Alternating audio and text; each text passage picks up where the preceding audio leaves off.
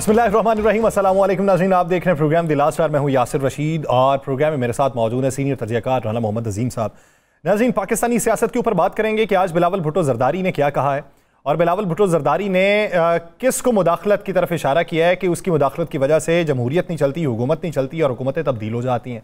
फिर ये भी बात करेंगे कि जमात इस्लामी का धरना जो है जिसे मौखर करने का ऐलान किया है वो किन यकीन दहानियों के बायस किया गया है, और वो यकीन दहानियाँ कि जिसके बायस जमात इस्लामी ये कहती थी कि किसी वादों पर नहीं रहेंगे बल्कि हकायक को देख के अमली जामा पहना के फिर वहाँ से उठेंगे। तो अभी उनकी तरफ क्या हकायक जो है वो वजह किए गए हैं कि जिसके बाद उन्होंने धरना मौखर करने का ऐलान कर दिया।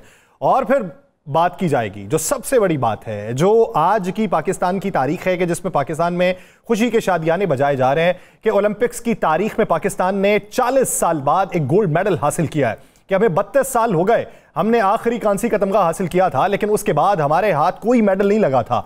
और हमने जो लास्ट गोल्ड मेडल भी हासिल किया था वो हॉकी की टीम ने मजमूई तौर पे हासिल किया था, लेकिन इनफरादी तौर पे हमने आज तक पाकिस्तान की 77 साल तारीख के अंदर कोई भी गोल्ड मेडल हासिल नहीं किया जिसमें किसी फर्दे वाहिद ने कोई पहली पोजीशन ओलंपिक्स की गेम में हासिल की हो। तो अरशद नदीम पाकिस्तान का वो सपूत कि जिसके पास एक इंटरनेशनल लेवल का जेवलिन था और जो नाकारा हो चुका था, जबकि उसके मद्दे मुकाबिल भारत के नीरज चोपड़ा के पास 177 किस्म के जेवलिन थे, लेकिन उसके बावजूद भी नीरज की जो परफॉर्मेंस रही वो अरशद के मुकाबले में कम रही। लेकिन नीरज की अगर पास की परफॉर्मेंस देखें तो उसी के मुताबिक नीरज की परफॉर्मेंस थी, लेकिन अरशद की पास की परफॉर्मेंस के मुकाबले में अरशद की जो परफॉर्मेंस कल रही है वो नाकाबिले यकीन थी, अंगुश्ते बदंदा कर देने वाली थी। और लोग वर्ताए हैरत के अंदर मुब्तला हो गए कि पाकिस्तान के मियां चन्नू के गांव का एक आम सा शख्स, एक आम सा नौजवान जिसकी उम्र 27 साल है, वो उठे और दुनिया को वर्ताए हैरत के अंदर मुब्तला कर दे, ओलंपिक्स की 118 साल तारीख को बदल दे। तो उसने पाकिस्तान के हवाले से जो पैगाम दिया और जिसके भाई का यह कहना है कि उसका मुकाबला खुद उसी की जात से था और कल के दिन जो ज्यादा 2 थ्रो फेंकी गई हैं वो उसी की जानिब से फेंकी गई। एक 92.98 मीटर और एक 91 मीटर की जो थ्रो फेंकी गई वो दोनों थ्रो अरशद नदीम की जानिब से फेंकी गई थी। इससे पहले अगर वर्ल्ड रैकेट का जायजा लिया जाए तो जैन ज़ेलेज़नी है जिनका ताल्लुक चेक रिपब्लिक से था, उन्होंने 1996 के अंदर एक वर्ल्ड रिकॉर्ड बनाया था 98 मीटर्स का। लेकिन उन्होंने जो वर्ल्ड रिकॉर्ड बनाया था उस वक्त कहा जाता था कि मीटर्स इस तरीके से पैमाइश नहीं किए जाते थे। वो 3 बार ओलंपिक्स के फाते रहे हैं, 3 बार गोल्ड मेडल उन्होंने हासिल किया है, लेकिन 3 बार जब वो ओलंपिक्स के अंदर आए हैं तो तब भी उनकी जानिब से अरशद वाला रिकॉर्ड नहीं बना था। आज अरशद का जो रिकॉर्ड बना है वो ओलंपिक्स की तारीख में, अगर अरशद मुस्तकबिल में ओलंपिक्स के अंदर जाए और परफॉर्मेंस वो ना भी दिखाए, लेकिन उसका नाम सरे फहरिस्त कंधा रहेगा कि जब तक इसका रिकॉर्ड नहीं तोड़ा जाता तब तक ओलंपिक्स की तारीख जो है वो तब्दील नहीं हो सकती। महदूद वसाइल, जिसके बाद वो पाकिस्तान का सपूत उठा और उसने परफॉर्म किया और अब आके उसको कोई ऐलान कर रहा है जिसमें सिंध हुकूमत की तरफ से ऐलान किया गया 5 करोड़ का, पंजाब हुकूमत ने 10 करोड़ का कर दिया, एक तरफ से आवाज आई कि अपार्टमेंट दिया जाएगा, गवर्नर साहब आए उन्होंने कहा जी 20 लाख रुपया दिया जाएगा, किसी ने सोने के ताज का ऐलान कर दिया। तो ये अपने खिलाड़ियों को किस हद तक मजबूत करने का इशारा है या फिर उनकी बुनियाद को मजबूत करने की जरूरत है? इसी से बात का आगाज करेंगे। राना साहब की तरफ बढ़ते हैं। राना साहब, आज का दिन पाकिस्तान के लिए एक खुशखबरी का दिन है और इस खौफजदा माहौल में एक ताजा हवा का झोंका है। आज के दिन पे आपके तासुरात और जज्बात क्या हैं? बिस्मिल्लाहिर्रहमानिर्रहीम, अस्सलातु वस्सलामु अलैका या सय्यदी या रसूल अल्लाह, अस्सलातु वस्सलामु अलैका या सय्यदी या हबीब अल्लाह, ताजदार खत्म नबूवत जिंदाबाद जिंदाबाद। देखें यासर, आपने बड़े हवाले दे दिए। बाकी आज का दिन हमारे लिए एक बड़ा खुशी का दिन है, बल्कि कल रात से लेकर अब तक इतनी खुशी है कि जिसकी इंतहा कोई नहीं कि इस गमज़दा माहौल में कोई खुशी की एक झलक नजर आई। पाकिस्तानियों ने खुशी मनाई, हर घर में, हर गली में, हर मोहल्ले में, हर चौक में, हर चौराहे में यह जिक्र हो रहा है कि अरशद ने वाकई साबित कर दिया, अरशद नदीम ने, कि मैं हूं। साबित कर दिया कि पाकिस्तान का परचम दुनिया में सरबुलंद होता है। साबित कर दिया कि वसाइल हों या ना हो, लेकिन अगर कोई जीतना चाहे तो वो जीत सकता है, अगर किसी में जज्बा हो तो वो जीत सकता है। अभी हमने यासर कहा कि किसी ने 20 करोड़, किसी ने 10 करोड़, किसी ने 5, किसी ने 2 करोड़, किसी ने प्लॉट देने का, किसी ने फ्लैट देने का ऐलान किया है, और भी बहुत से ऐलान होंगे सोने का ताज का। लेकिन यार एक पता नहीं आप क्यों भूल जाते हैं यासर साहब, भाई ये सारा क्रेडिट जो है वो मियां शहबाज शरीफ साहब का है। अच्छा जी, आपने रात को वो फुटेज नहीं देखी? राना मशहूद साहब क्या फरमा रहे हैं और मियां साहब किस तरह इस तरह करके मुबारक। देखिए, मेरे मुल्क का वजीर आजम मैच देख रहा है, मेरे मुल्क का वजीर आजम वो गेम देख रहा है और आज के उस पहर में उसे पाकिस्तान से मोहब्बत है, और जब वो जीतता है तो फिर राना मशहूद साहब कहते हैं मियां साहब ये आपका विजन है। वाकई, लेकिन जो पाकिस्तान क्रिकेट टीम हार के आई है वो किसका विजन है? जो हॉकी टीम हार के आती है वो किसका विजन है? जो वुमेन टीम हार के आती है वो किसका विजन है? जो हमारा एक खिलाड़ी स्विमिंग में सबसे आखिरी नंबर पे रहता है वो किसका विजन है? बाकी जो टीमें गई हुई थी जो हार के आई हैं वो किसका विजन है? ये भी तो बताना चाहिए ना।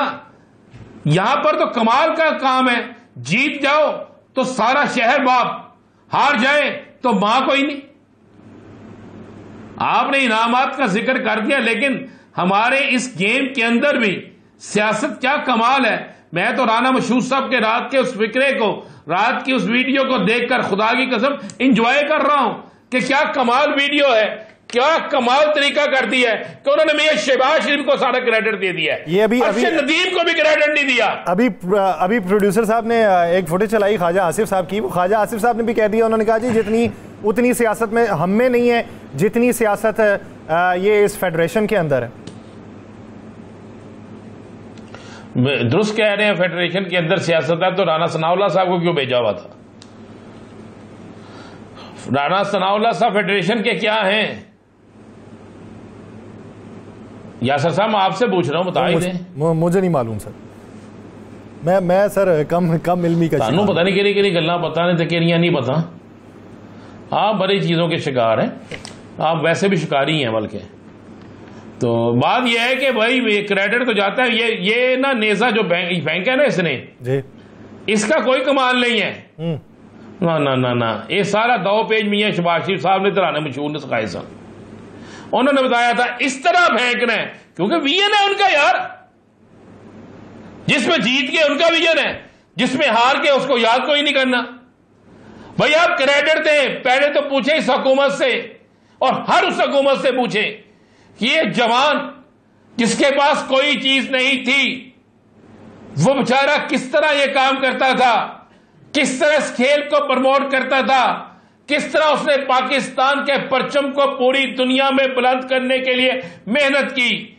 उस वक्त तो इसके पास टिकट के पैसे भी नहीं होते थे, उस वक्त तो इसको भेजने वाले भी कोई नहीं होते थे, उस वक्त तो बाकी मामला भी आपके सामने हैं। बात यह है कि ये बड़ी अच्छी, मैंने रात को भी सुना, दिन में भी सुना इस क्लिप को, और उसके बाद ये एहसास हुआ कि हमारे मुल्क के सियासतदानों से स्पोर्ट्समैन और उनके वालिदैन बहुत अच्छे, कम से कम वो एक दूसरे की जीत को तस्लीम करते हैं। वो हारने वाला जीतने वाले को दुश्मन नहीं और जीतने वाला हारने वाले को दुश्मन नहीं समझता। ये वो स्पिरिट है जिससे स्पोर्ट्स के अंदर भी एक बड़ा नाम बनता है, जिससे हौसले भी होते हैं, जिससे तरक्की भी होती है।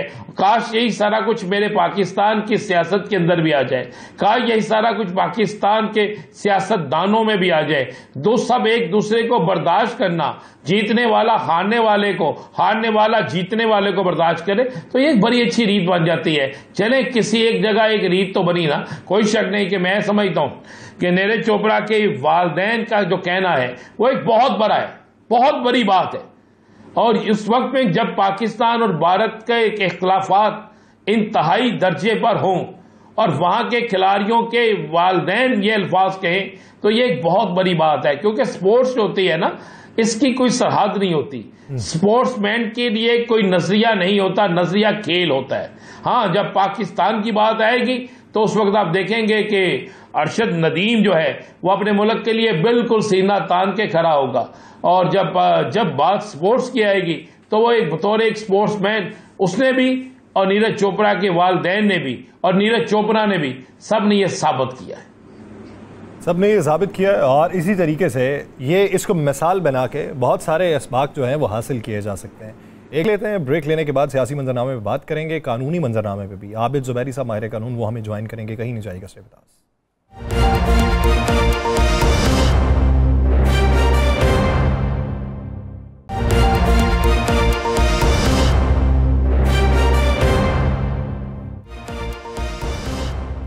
ब्रेक के बाद खुश आमदीद नाज़रीन। एक अहम सवाल कि कल जो कानून बना, उस कानून के बनने के बाद उसका इत्तलाक जो है वो क्या माजी पर भी हो सकता है या नहीं हो सकता। उस कानून के बनने के बाद वो जो रिव्यू अपील दायर की गई है इलेक्शन कमीशन ऑफ पाकिस्तान की तरफ से या पाकिस्तान मुस्लिम लीग नून की तरफ से, उसकी कानूनी हैसियत क्या रह जाएगी। इस कानून के बनने के बाद वो 8 रुकनी बेंच का जो फैसला है, जो मजमूई तौर पे फुल कोर्ट था और जिसमें से 8 जजेस ने फैसला दिया और कहा यह जाता है कि वो 11-2 का फैसला है, 8-5 का फैसला नहीं, उस फैसले की क्या अहमियत रहेगी और क्या इस तनाजुर के अंदर अदलिया जो है वो अपने फैसले को वापस ले सकती है कि अब एक नया कानून बन चुका है, हम अपने गुज़श्ता फैसले को वापस लेते हैं। राना साहब क्या समझते हैं कि ये कानून साजी जिस तरीके से आज बिलावल भुट्टो जरदारी साहब ने भी अदलिया की तरफ इशारा करके कहा कि अदलिया मुदाखलत करती है जिसकी वजह से हुकूमत नहीं चल पाती या जमहूरियत नहीं चल पाती, तो ये क्या वाज़े तौर पर पाकिस्तान मुस्लिम लीग नून और पाकिस्तान पीपल्स पार्टी की लाइन हो चुकी? बात यह है कि यासर बड़ी क्लियर और वाज़ेह चीज़ है कि बिलावल भुट्टो जरदारी साहब से पूछा जाए, आपका इक़्तिदार में आना, आपका वो एक कुछ अरसे के लिए हुकूमत बनना, फिर उसके बाद एक अबोरी हुकूमत बनना, फिर आप भी हुकूमत का हिस्सा बनना, वो सारी मुदाखलत किसने की थी? क्या वो सारी मुदाखलत अदलिया की मुदाखलत नहीं थी? क्या आप अदलिया के दरवाजे पे नहीं गए थे? क्या आपने जाके अदलिया के दरवाजे पे दस्तक नहीं दी थी? क्या आपने इमरान खान की असम्बली तोड़ने के इक़दाम को चैलेंज नहीं किया था कासिम सूरी के और इमरान खान के? आपने सदर पाकिस्तान की तरफ से साइन किए गई समरी को मुस्तरद करने के हवाले से कि मुस्तरद कर दिया जाए, आप अदालत का दरवाजा नहीं खटखटाया था? मामला किसका था? मामला किसी मोहम्मद बूढ़े का नहीं था, मामला किसी दीन मोहम्मद का नहीं था, मामला पाकिस्तान की पार्लियामेंट का था।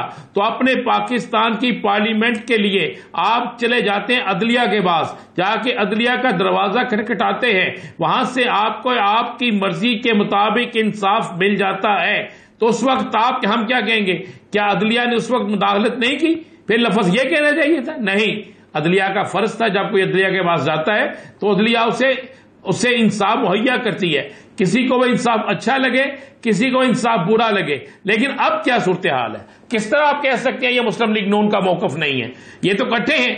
क्या इस बिल तो नहीं था, इस एक तरमीम को पास करने के लिए क्या पीपल्स पार्टी ने वोट नहीं दिया?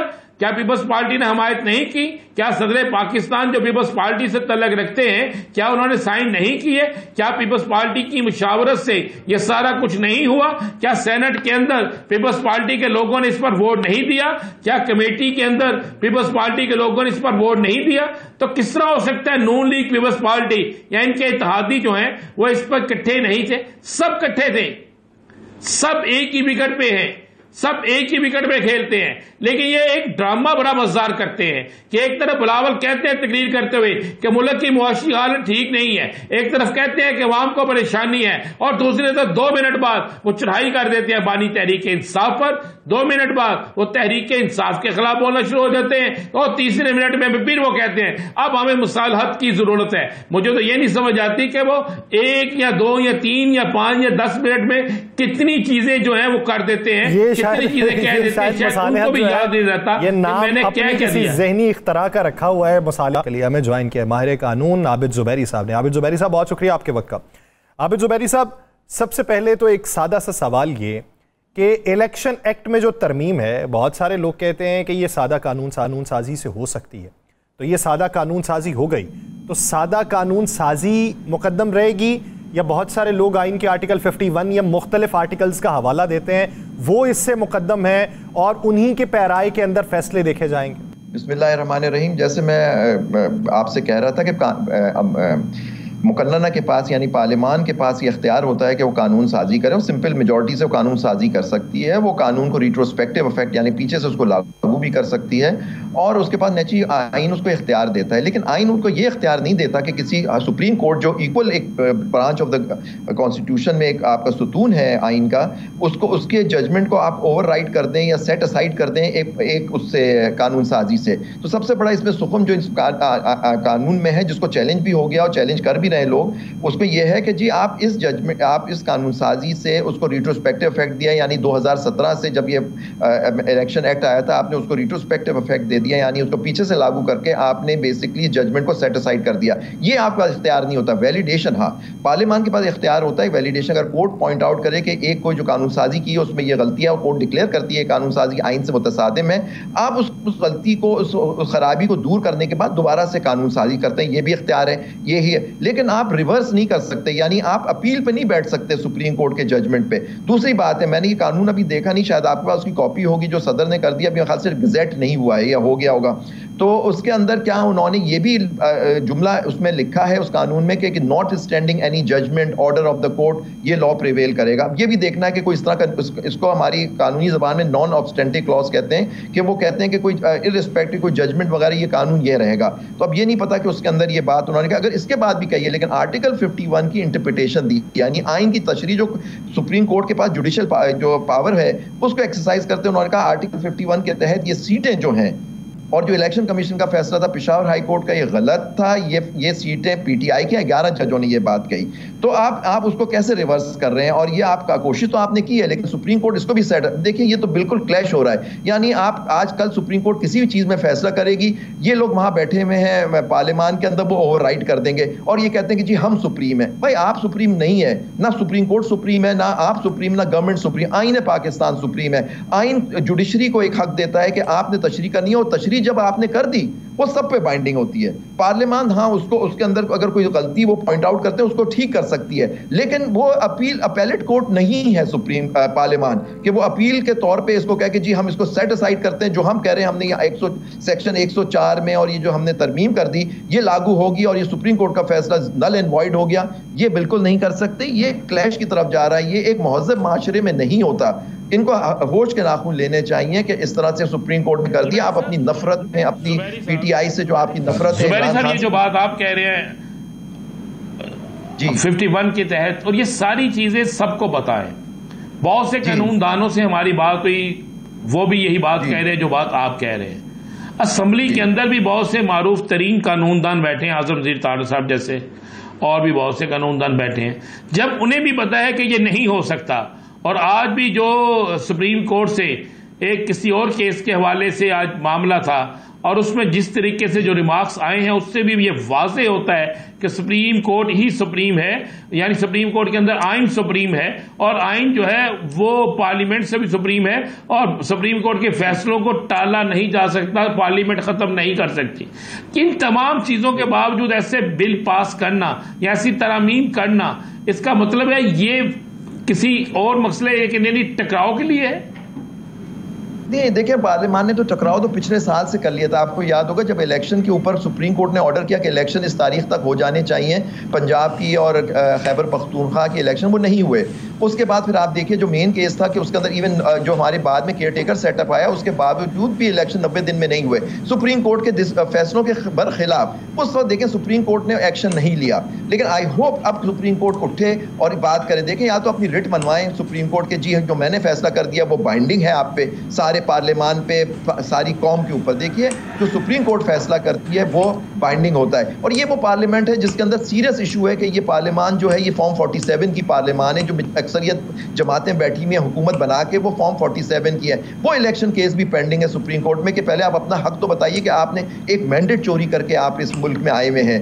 तो आप अब मैंडेट चोर जो होते हैं वो पार्लियामान ठीक है बैठे हुए आप कर रहे हैं, आजम नदीर तारड़ साहब बहुत बड़े वकील साहब हैं, उनको ये सारी बातें मालूम है, लेकिन उनका एक एजेंडा है। एजेंडा ये है कि हमने सुप्रीम कोर्ट को नीचा दिखाना है, हमने पीटीआई इमरान खान की बात, हमने उनको सीटें नहीं देनी है। यही का फैसला है जो इन पे बाइंडिंग होता है, और ये जो आता है उसके तहत ये लोग सब मिलके बात करें। जुबैरी साहब ये बताइए, सर ये बताइए, नुकसान कर रहे हैं, इसके रिवर्स में अदलिया से क्या पैगाम आ सकता है? क्योंकि अभी तफसीली फैसला जो बकिया जजेस का है वो अभी तक नहीं आया।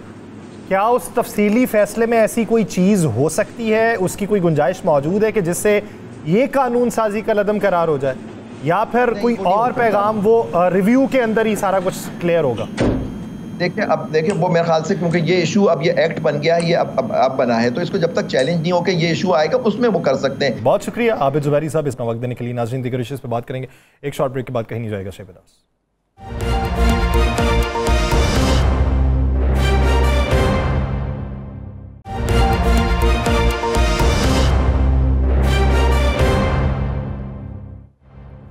ब्रेक के बाद खुशामदीद। राना साहब, क्या समझते हैं कि अभी अली अमीन गंडापुर की ज़ेर क़यादत जो है वो एक ग्रुप है और दूसरी तरफ कहा जा रहा है कि उनके खिलाफ भी एक ग्रुप मुतहर्रिक हुआ है, ये पार्टी के अंदर रिफ्ट डालने की कोशिश है या हकाइक हैं ऐसे कि उनके खिलाफ कोई मुतहर्रिक है? बात यह है कि कोई भी किसी के खिलाफ, देखें हर शहर में, हर इलाके में, हर सूबे में एक दूसरे के खिलाफ ग्रुप मौजूद होते हैं, लेकिन आप एक चीज़ ज़हन नशीन कर लें और अच्छे तरीके से ज़हन नशीन कर लें कि जिसको इस पाकिस्तान तहरीक इंसाफ के अंदर इमरान खान की हमायत हासिल होगी, उस ग्रुप के खिलाफ कोई कुछ भी नहीं कर सकेगा। एक बात आप बड़ी क्लियर लिख कर इस बात को रख लें। ये जो अचानक से चलनी शुरू हुई है ना, चलनी शुरू है कि ये अली अमीन गंडापुर के खिलाफ एक ग्रुप जो है वो बड़ा मुतहर्रिक हो चुका है, वो फला कर रहा है, फला कर रहा है, फला कर रहा है। मुझे उनमें से कोई 5 नाम बता दे। मैं अक्सर लोगों से कहता हूं कि यार खबर की हमें तस्दीक कर लेनी चाहिए, हमें खबर के अंदर तक जाना चाहिए। मान ले कि भोगे, मैं कहता हूं मैं आपकी बात को तस्लीम कर लेता हूं, उन लोगों की बात को भी तस्लीम कर लेता हूं, लेकिन उन नामों में से कोई 5 नाम तो होंगे ना ऐसे जो बिल्कुल ओपन होकर अली अमीन गंडापुर के सामने खड़े होंगे, जो कहेंगे जनाब हम इससे वज़ीर आला नहीं मानते, या जो कहेंगे जनाब इसके वज़ीर आला वाले काम नहीं है, या जो कहेंगे जनाब हम इसकी पॉलिसी को जो है बिल्कुल तस्लीम नहीं करते, जनाब ये तंजीम के साथ ठीक नहीं है, या ये इसके जो अवाम के साथ ठीक नहीं है, या इसने अवाम को जो है वो रिस्पॉन्स नहीं दिया जो देना चाहिए। वो 5 नाम तो होंगे ना। इतनी बड़ी असम्बली है, अक्सरियत है इनकी, उनमें 5 तो ऐसे नाम होंगे ना यासिर साहब जो सामने आए होंगे। अगर कोई शख्स कहेगा ये अंदर कोई बगावत हो रही है और अंदर ही अंदर होने वाली बगावत जो है वो जनाब अली अमीन गंडापुर को ले डूबेगी, तो अंदर बगावत कोई तो कर रहा है ना। उस बगावत करने वाले का अगर हमें नाम नहीं पता तो सामने आना चाहिए, फिर मफरूजात के ऊपर ही बातें होती हैं। इसी बीच हमें ज्वाइन कर चुके हैं पाकिस्तान के सियासतदान मोहम्मद अली दुरानी साहब। दुरानी साहब, बहुत शुक्रिया आपके वक्त का। दुरानी साहब, कहीं से मफाहमत वाली हवा नहीं दिखाई दे रही, ना ही कोई ऐसी आवाज़ सुनाई दे रही है। रोज़मर्रा की बुनियाद के ऊपर कहीं कहा जाता है कि डायलॉग्स हो रहे हैं, कहीं कहा जाता है कि नहीं वो तो रास्ता ही बंद है। रास्ता कौन सा खुला हुआ है और उस रास्ते की अगली मंजिल कौन सी है? देखिए जनाब, बिस्मिल्लाहिर्रहमानिर्रहीम। देखिए रास्ता जो खुला हुआ है ना, वो बिल्कुल जो सबसे बड़ा दरवाज़ा है वो खुला हुआ है और वो अवाम का दरवाज़ा है खुला हुआ है। अवाम आपस में मुफाहमत कर चुके हैं, एक हो चुके हैं। जब 90% अवाम एक जगह पर खड़े हो जाते हैं, उसके बाद हर मुफाहमत में होना होता है, नहीं भी होना होता तो अवाम जो है वो कान पकड़ के करवा देते। ये मैं आपको बता दूं।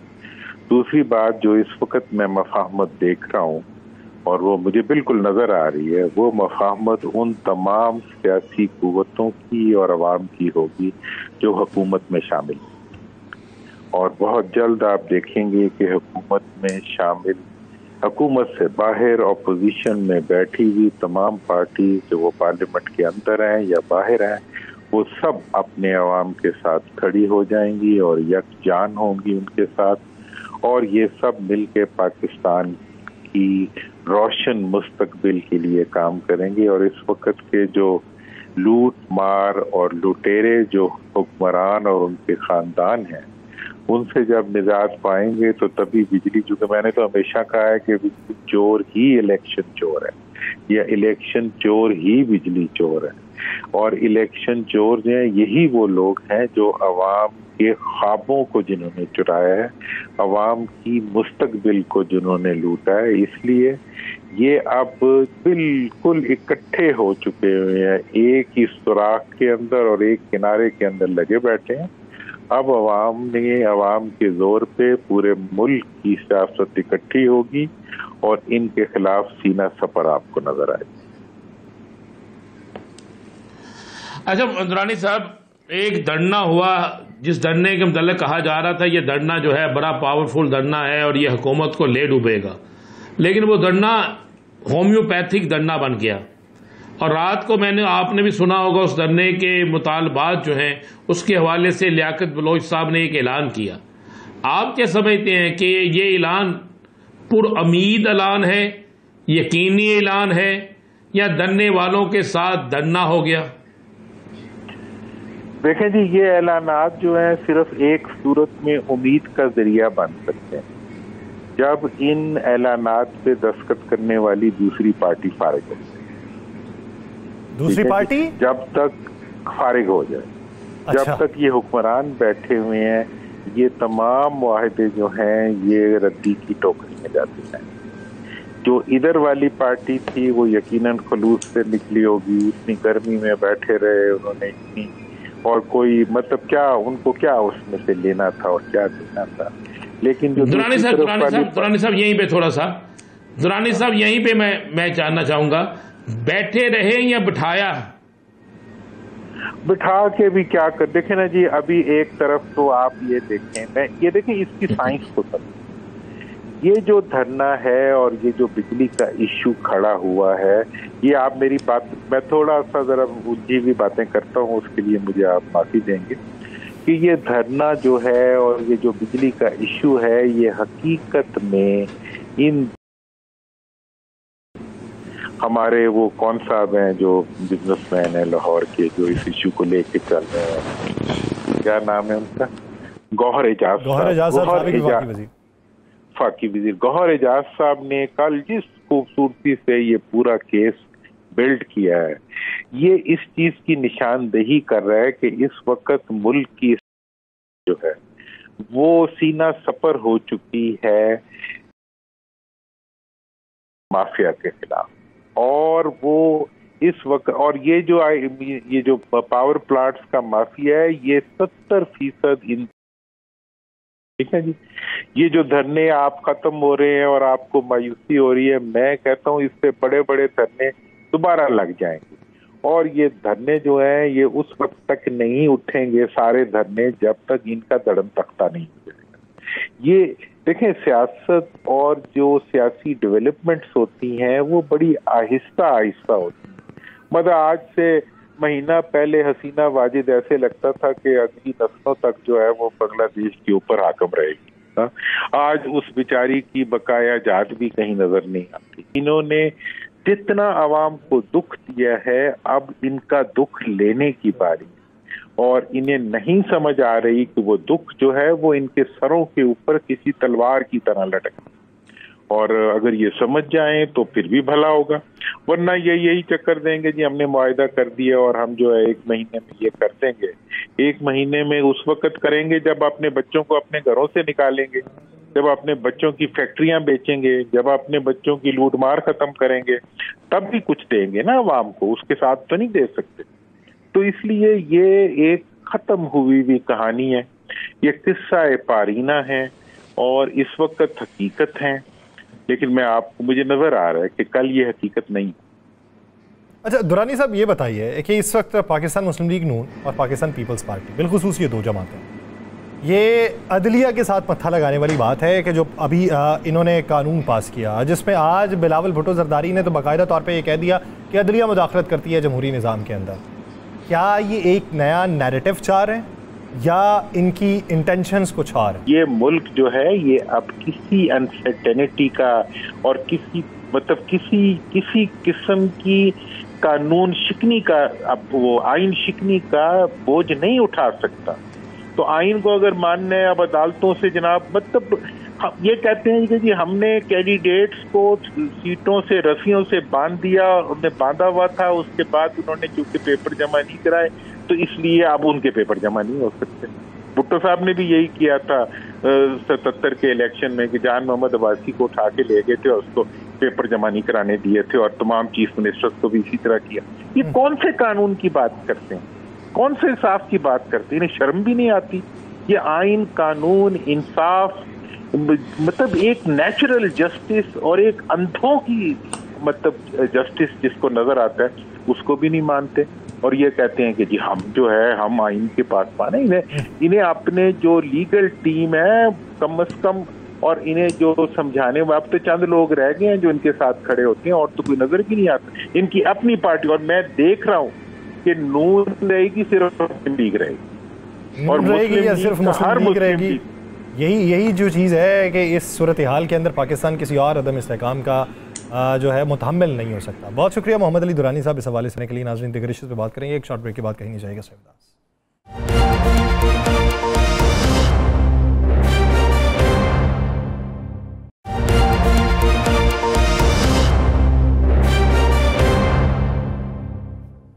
ब्रेक के बाद खुशामदीद नाज़रीन। अभी मौजूदा सियासी मंजरनामा जिसमें मोहम्मद अली दुरानी साहब तो ये कह गए हैं कि बहुत से इशारे इनके लिए हैं और आपसी रिफ्ट भी इनके लिए है, एक नया नैरेटिव ये बनाना चाहते हैं और अवाम के सामने ये खड़े नहीं रह सकते। राना साहब, आप क्या देख रहे हैं अगले 2 माह जिसकी मुतअद्दिद साइडों से आवाज़ें आ रही हैं, चाहे वो पीपल्स पार्टी के सीनियर रहनुमा हो, कुछ और भी रहनुमा जो ये कहते हैं कि फॉर्म 47 वाला ये हुक्मरान है, और फिर पाकिस्तान तहरीक इंसाफ वाले या दीगर लोग जो हैं वो जो बातें कर रहे हैं, जो क्लेम कर रहे हैं, किस मंजरनामे के तहत कर रहे हैं? मुआशी मंजरनामे के तहत, सियासी मंजरनामे के तहत, या कोई रवाबती मंजरनामे के तहत? देखिए, इसमें तीनों चीज़ें यासर, मुआशी, सियासी, और उसके बाद तीसरी चीज़ जो है वो अदारों से क्लैश। ये 3 चीज़ें हैं, बिल्कुल वाज़ेह है। देखो, सियासी तौर पर हुकूमत मुकम्मल तौर पर नाकाम हो चुकी है। उसकी वजूहात आपके बिल्कुल सामने है कि सियासी तौर पर अवाम को एक चीज भी ये डिलीवर नहीं कर सके। अभी तक मुस्लिम लीग नून इख्तिदार में आने के बावजूद भी एक भी कैसा जलसा नहीं कर सकी जिससे ये साबित कर सके कि हमारे हुकूमत में आने के 100 दिन से जायद अरसा गुजरने के बावजूद अवाम हमारे साथ है, अवाम को हम पर इत्मीनान है, हमारा कारकुन हमारे साथ खड़ा है। पीपल्स पार्टी नहीं कर सकी, MKM नहीं कर सकी, मतलब वो जमातें ये जिस तरह अवामी इज्तिमा करना चाहिए वो नहीं कर सके। तो सियासी तौर पर तो ये बिल्कुल मुकम्मल तौर पर नाकाम हो गए।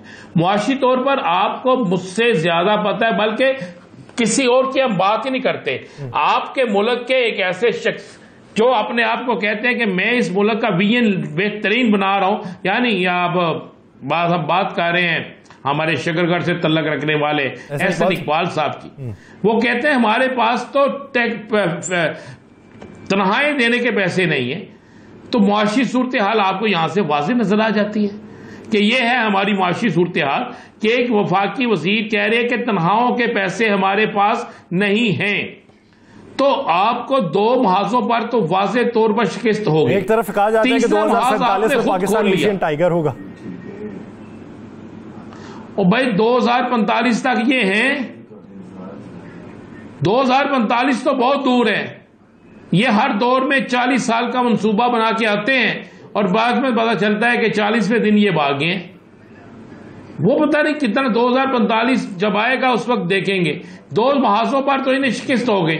अब तीसरा महाज है अदालती महाज, आईनी कानूनी महाज, आइन और कानून के मुताबिक होने वाले फैसले। अब उसमें भी इनको एक शिकस्त तो वाज़ेह तौर पे नजर आ रही है। आपने और मैंने क्या बल्कि तमाम टीवी चैनल्स ने जितने टॉक शो किए हैं जिसपे यह पूछा गया है कि जनाब ये जो तरमीम लेकर आए हैं क्या इससे सुप्रीम कोर्ट के किसी फैसले पर असर पड़ेगा, क्या सुप्रीम कोर्ट के मुतल्लिका फैसला जो सुप्रीम कोर्ट ने दिया था क्या उस पर कोई मामला चलेगा? तो जवाब एक ही आएगा, कोई और जवाब नहीं आएगा। वो जवाब ये होगा कि नहीं, बिल्कुल नहीं होगा। जो सुप्रीम कोर्ट ने फैसला दिया है। इसी बीच में हमें चुके हैं जमात इस्लामी के तर्जुमान कैसर शरीफ साहब। कैसर शरीफ साहब, बहुत शुक्रिया आपके वक्त का। कैसर शरीफ साहब, इससे पहले कि मैं आपकी तरफ आऊँ, आपने हमारे प्रोग्राम में 2 बार गुफ्तगू की, एक 2 दिन पहले और एक तकरीबन 1.5 हफ्ता पहले। वो गुफ्तगू जरा सुनकर मैं आपकी तरफ आता हूँ, वो सुनवाइए कि धरने के हवाले से क्या मौक़िफ़ था। मुज़ाकरात पे यकीन दहानी पे जाएंगे या अमल दरामद पे जाएंगे? देखिए राना साहब, हमारे मुज़ाकरात का अव्वल और आखिर जो है वो अवाम को रिलीफ दिलाना है। हम जब तक अवाम को रिलीफ अमली तौर पर नहीं दिया जाता, चीज़ें नहीं हो जाती, ये धरना जो है अमीर जमात इस्लामी ने अनाउंस किया है, ये जारी रहेगा। मुतालिबात आपके 2-3 पूरे कर दिए, बकिया की यकीन दहानी करवा दी तो उठ के आएंगे, या 7 में से कोई एक भी रह गया तो उठेंगे नहीं?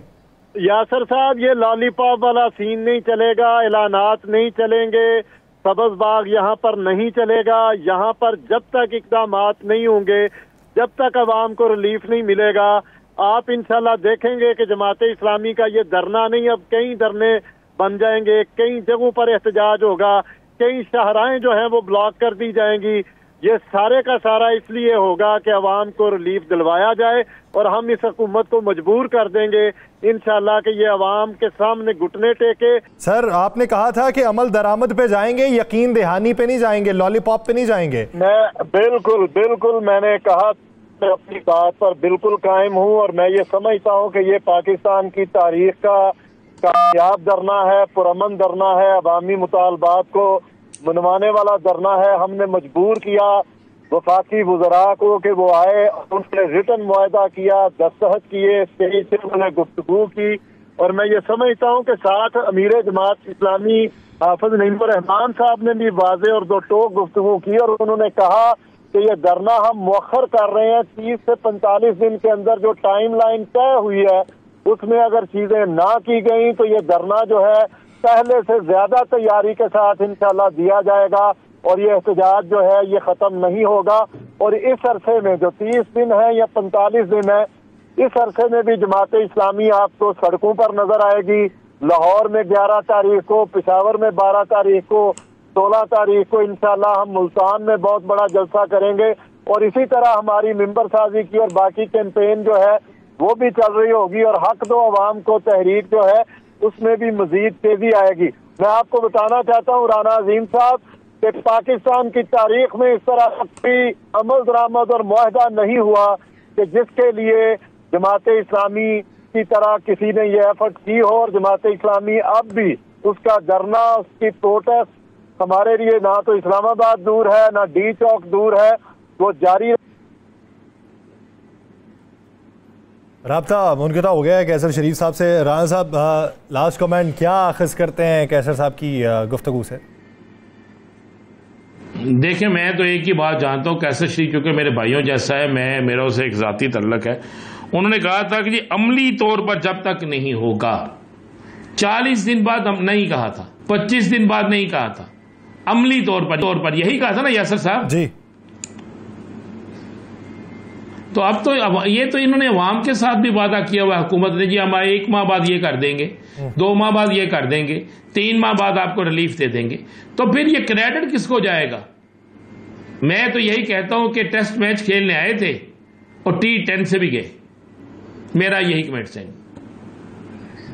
चले 1-2 दिन बाद बल्कि आज मेरी एक हुकूमत, जी मैं आपको बता दूं, आज मेरी किसी जुम्मेदार शख्स से बात हुई तो उन्होंने कहा भाई बात यह है कि कौन से वादे साइन किए हैं, साइन सब कुछ हो गया है, लेकिन आगे से कुछ मिलेगा तो देंगे ना, जेब में कुछ है नहीं तो हम दे किस तरह दें, ये लफ्ज़ अदा किया गया। यानी हमने तो यहाँ पे ये भी देखा है कि मिसाक़ मईशत करने वाले, मिसाक़ जमहूरियत करने वाले आपस में बाद में दस्तों गिरबां हुए, फिर इल्हाक हुआ, इत्तेहाद हुआ, फिर उसी के अंदर मुनाफरत पाई गई और हमें अमली तौर पे वो बंटवारा देखने में आया, फिर से इकट्ठे हैं। तो उम्मीद करते हैं कि ये जो दस्तखत किए गए हैं, दस्तखत का मान रखा जाएगा। लेकिन पाकिस्तान में मान किसका रखा जाता है? मान रखा जाता है ओहदों का, मान रखा जाता है दौरे इक़्तिदार का, मान रखा जाता है अपने इत्तेहादियों का, वो भी तब तक के लिए जब तक कि इक़्तिदार मौजूद रहे और उसके बाद चीज़ें तब्दील हो जाती हैं। एक अच्छी उम्मीद कि पाकिस्तान में हालात बेहतर होंगे। मुझे और राना अजीम साहब को दीजिए इजाज़त, आपसे मुलाकात होगी पीर के रोज़। अपना बहुत सा ख्याल रखिएगा। मुलाकात का वक्त जो है वो अब फिर से तय किया जाएगा हुकूमत के साथ भी, कि हुकूमत इनके साथ मिले और हमारे लिए कोई रिलीफ का सामान कर सके। अल्लाह ने के बाद।